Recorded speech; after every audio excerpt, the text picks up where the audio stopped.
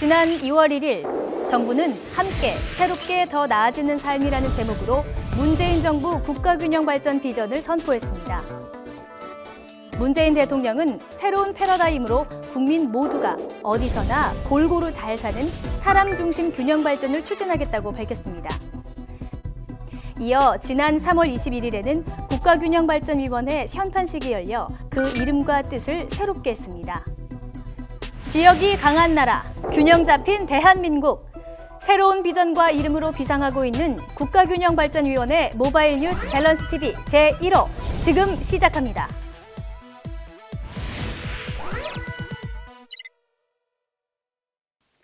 안녕하세요. 국가균형발전 모바일 뉴스 밸런스 TV의 홍영훈입니다.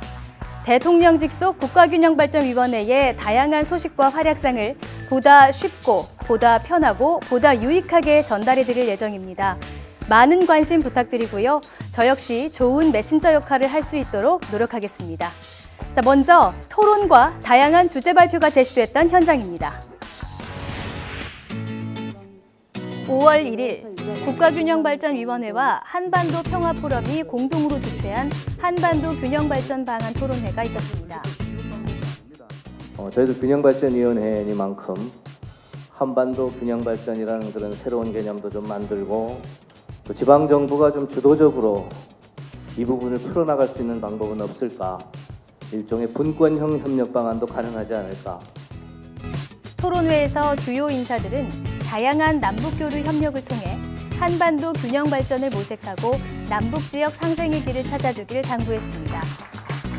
남북 문제는 정상만의 일도 아니고 정부나 국회만의 일도 아닙니다.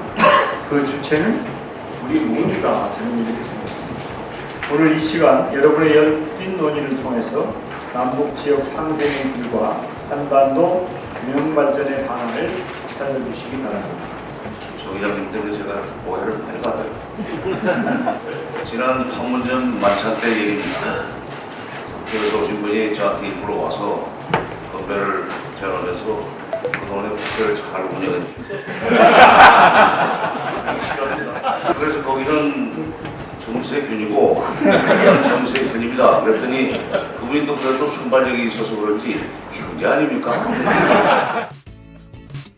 5월 3일에 있었던 제4차 국가균형발전 5개년 계획 수립 심포지엄도 세간의 관심을 받았습니다. 한국의 새로운 희망을 만들어내는 출구 전략이 지역에 있다. 이런 문제인식하에 지역에서부터 희망을 만들어보고 지역이 좀 강한 나라를 만들어보자는 게 새 정부 균형발전의 가장 기본적인 토대입니다. 토론위원들의 가감없는 발표도 눈길을 끌었습니다. 지역의 체감도는 이번에도 보여주셔야 느낄 수 있고 그만큼 협조를 할 수가 있지 그냥 되지는 않을 것 같다. 네, 열띤 발표와 토론을 엿볼 수 있는 현장이었습니다. 네, 우리의 국가균형발전 정책은 국내를 넘어 이웃나라에도 좋은 본보기로 소개되고 있습니다. 이번에는 베트남, 필리핀, 인도네시아 3국과 함께 했던 정책 간담회 현장으로 가보겠습니다. 5월 16일, 17일 양일간 있었던 정책 설명회에서는 아시아 3개국의 국가균형발전 관계자들을 초청해 대한민국의 성장 동력에 대한 경험을 공유하는 간담회가 있었습니다. I won't say that much because we're very excited to be here and we're looking forward to the discussion that will follow. I'll just say briefly that, as you know, the Asia Foundation, we have 18 country offices and 2 of our largest country offices are here from Indonesia and from the Philippines. 우리의 국가균형발전 정책 소개에 이어 국가 간 질의응답을 통해 지속적인 교류와 협력을 확인했습니다. 네, 부디 우리의 국가균형발전 정책의 사례가 더 많은 국가들에게 전파되길 기대합니다.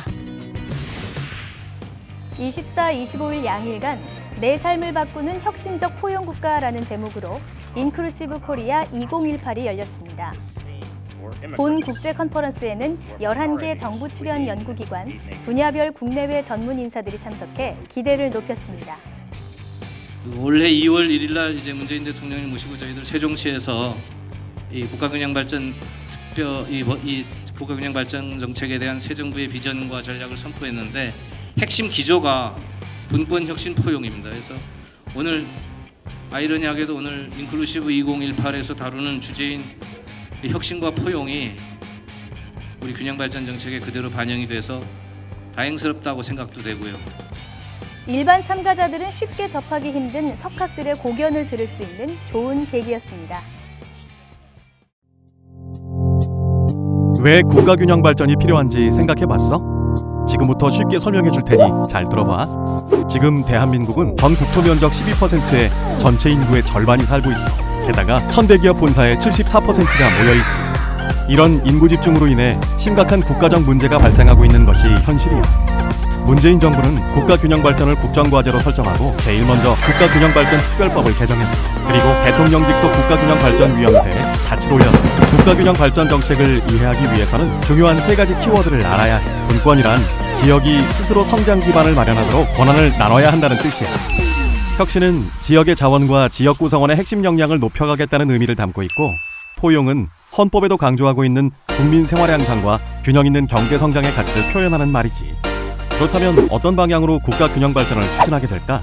지역 인재를 육성, 일자리를 만들고 기본적인 삶의 질을 보장하기 위한 정책, 도시와 농산어촌을 특색 있게 되살리고 살고 싶은 매력적인 공간으로 만들기 위한 정책, 혁신 도시를 산업 클러스터와 연계해 신산업 생태계를 조성하고 일자리를 늘리겠다는 전략을 세웠어. 기존의 균형 발전 정책은 중앙정부 주도 SOC 기반의 정책이었다면 이제는 지방자치에 기초해 지역 주민과 지방자치단체가 지역 상황에 맞게 스스로 주도하고 직접 만들어간다는 차이가 있다는 것도 알아둬. 대한민국을 새롭게 변화시키기 위해서 국가균형 발전은 너무도 절박한 과제야. 균형 발전의 책임을 가진 모두의 지혜를 모아야만 사람 중심의 균형 발전을 꿈이 아닌 현실로 만들 수 있어. 대통령 직속 국가균형발전위원회와 함께 국가균형 발전은 이제 새롭게 시작이야. 국가균형발전위원회에서는 사람이 중심이 되는 국가균형발전 실현을 위해 지역혁신가를 모집합니다. 지원 방법은 국가균형발전위원회 홈페이지에서 확인하실 수 있습니다. 지역혁신에 관심 있으신 분들의 많은 참여를 기다리겠습니다.